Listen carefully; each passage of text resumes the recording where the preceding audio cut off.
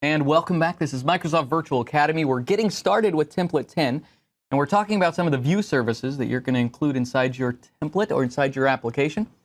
And specifically, in this session, we'll be talking about two services, a settings service that you'll be including, as well as potentially the logging service for seeing the kind of the deep interactions of Template 10. Yeah, the login service is there, just whether they're using it or not. That's right. Now, to be very, very clear, Template 10 doesn't ship a settings service for you. We're just expecting that every developer is going to create a settings service as a base implementation for every application.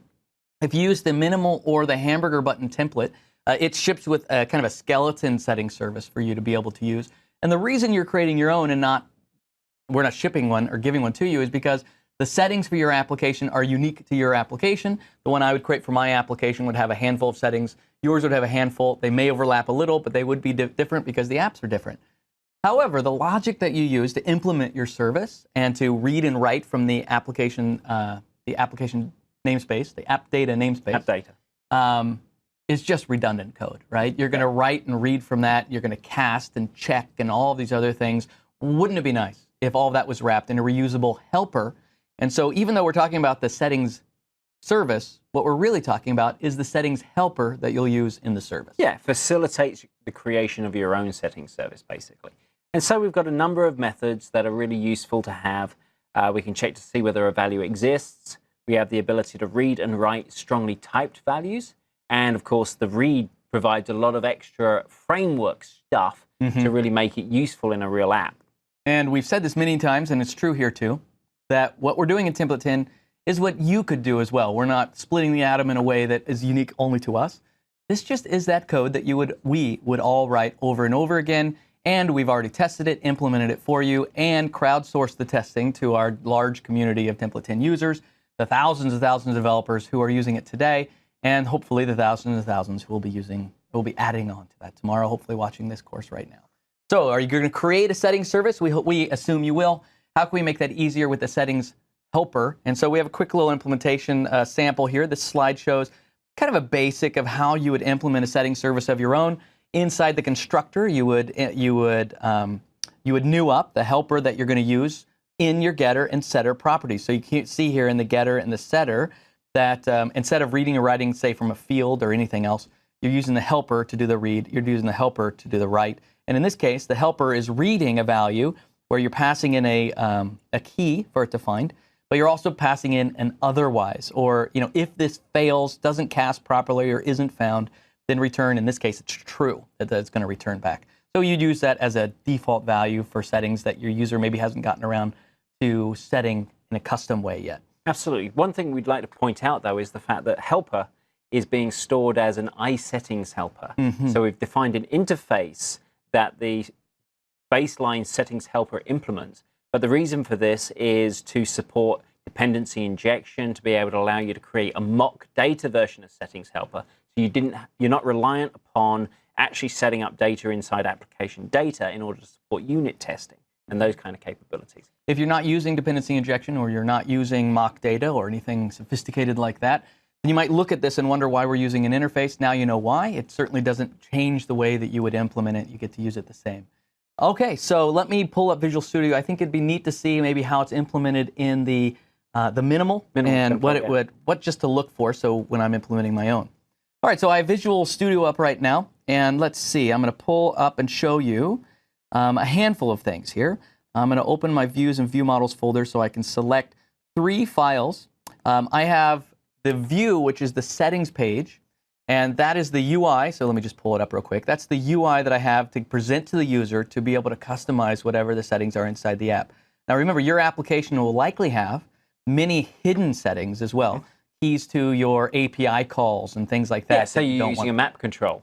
You need to have a Bing Map API key. Yeah, that's exactly right. You want to store that somewhere, and you're passing this settings service to all of your view models, and so all of your view models access it. But for the ones that are for the user, you would expose it perhaps with a settings page like this that's shipped automatically with the minimal project, and then it would have the associated settings page view model, which inside it would have a reference like right here to the settings service, and from that point forward, whenever it interacts with it, it uses the settings service to do it. So how does the view model know how to save and read settings, it uses the settings service. So let's look at the settings service.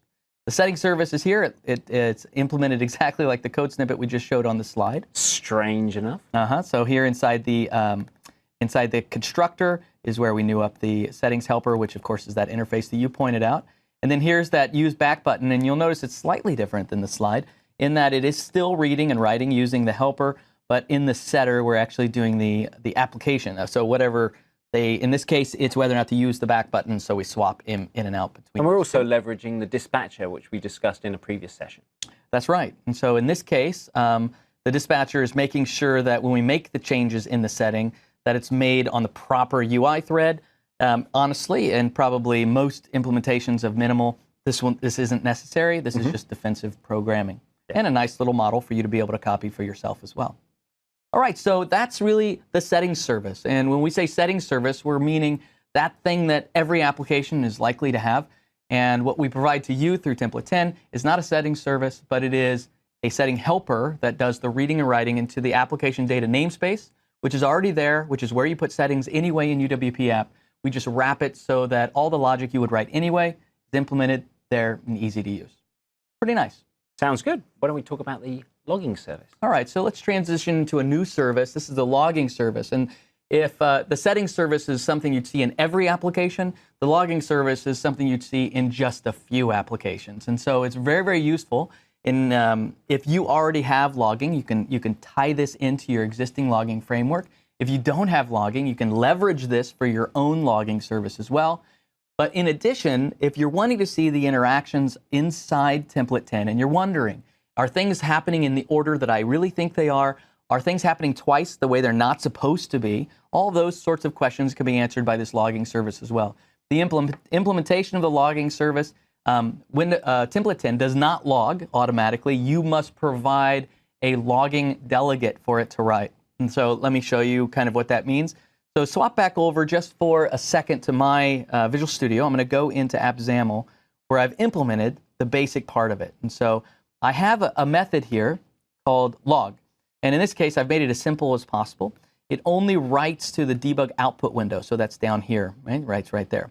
And so what we do is when it writes out one of all or more of the 4 things passed to it by the logging service.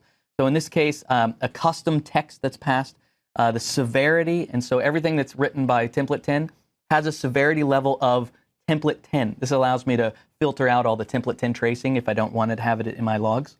Also, the target, and so this is the item that's about to be acted upon, as well as the caller. And so we can use, in this case, the caller is the method that's being called from, right? So I might have some sort of logging logic at the top of a method. In fact, if you look through the source code of Template 10, at the top of almost every method is this write log, or I think it's called debug write in this case.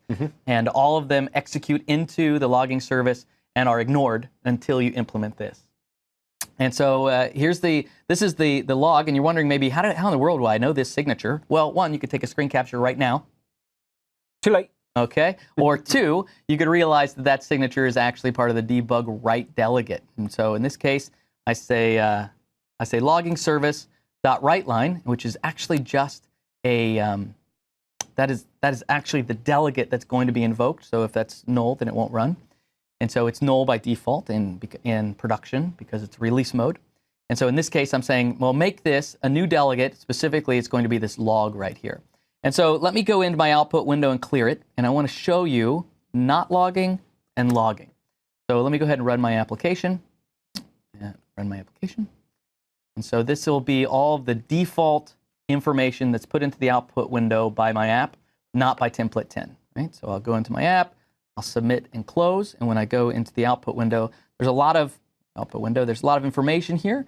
None of it really useful, right? The loading of modules, the closing of threads, and things like that. So actually, you can clear out a lot of those things by right-clicking in there and changing some of the default settings. A lot of people actually don't know that's there. Yeah, it's useful because a lot of those are just not useful at all.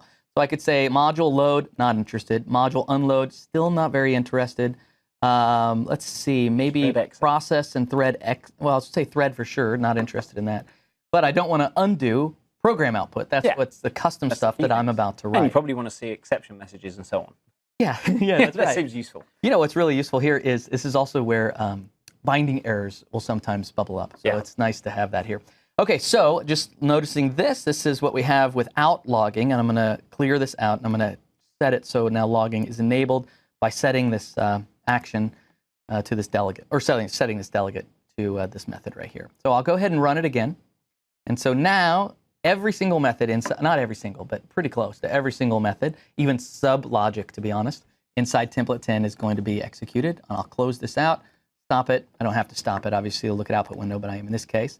And I want you just to start seeing the structure of everything that's passed to you. And so each has a timestamp. That's because I put that in the output, right? It's right here, the little timestamp that I put, as well as severity. So they all should say template 10, the caller, and then the text. And so you'll be able to see custom text around it as well. And so we go bootstrapper.onWindowCreated. That's where it all begins before anything happens.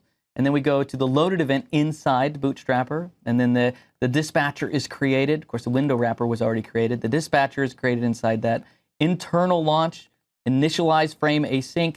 Well, none of these are public yet, right? So these are all the work that's being done inside.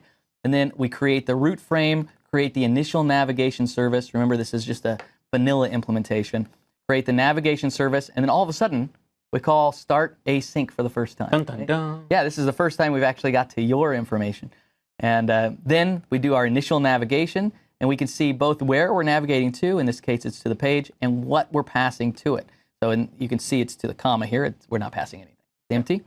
And then we start the operation of navigation. And so all of these things are actually happening inside navigation. And so we start by serializing what's in there. We do the frame facade navigation inside it. We handle whether or not it's canceled. We deserialize the value, and we move on from there. Anyway, I don't want to step through all of it, but it's really a great way to be able to kind of see inside template 10 and understand what's going on. And so that's the logging service. Earlier, we were talking about the settings service. Absolutely, we expect that most applications are going to have a settings service that are leveraging the settings helper to make life easy if you want it.